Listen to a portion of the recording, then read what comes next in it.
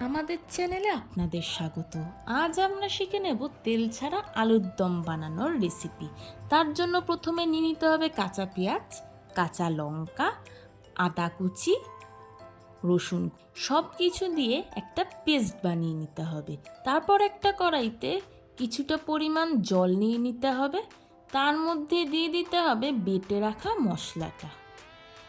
বেটে রাখা মশলাটা দিয়ে দেওয়ার পর ভালোভাবে নাড়াচাড়া করতে হবে। তার মধ্যে দিয়ে দিতে হবে সামান্য পরিমাণ হলুদ, স্বাদ মতো নুন, ধনে গুঁড়ো, জিরে গুঁড়ো 1 চামচ, আর দিয়ে দিতে হবে লঙ্কার গুঁড়ো 2 চামচ। এর মধ্যে আমরা দিয়ে দেব আগে থেকে হালকা সেদ্ধ করে রাখা আলু। আমরা এই রান্নাতে কোনো রকম তেল ব্যবহার করব না। পুরো রান্নাটাই হবে সম্পূর্ণ তেল ছাড়া।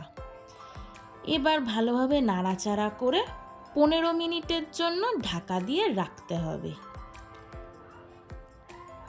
15 মিনিট পর ঢাকাটা সরিয়ে দিয়ে তার মধ্যে দিয়ে দিতে হবে কিছুটা পরিমাণ চিনি। আমরা এখানে টমেটো সস ব্যবহার করেছি। আপনারা চাইলে বাজার থেকে কিনে আনা টমেটো দিয়েও রান্নাটা করতে পারেন। তার মধ্যে দিয়ে দিতে হবে 1 চামচ গরম মশলা, দিয়ে আবার ভালোভাবে নাড়িয়ে নিতে হবে কিছুক্ষণ। নাড়াচাড়া করে নেওয়ার পর 5 মিনিটের জন্য আবার ঢাকা দিয়ে রাখতে হবে। 5 মিনিট পর ঢাকাটা সরিয়ে আবার ভালোভাবে নাড়াচাড়া করে নিতে হবে। ব্যাস, আমাদের তেল ছাড়া আলুর দম রেডি। এরপর ঠান্ডা হয়ে গেলে গরম গরম ভাত বা লুচির সাথে পরিবেশন করুন তেল ছাড়া আলুর দম।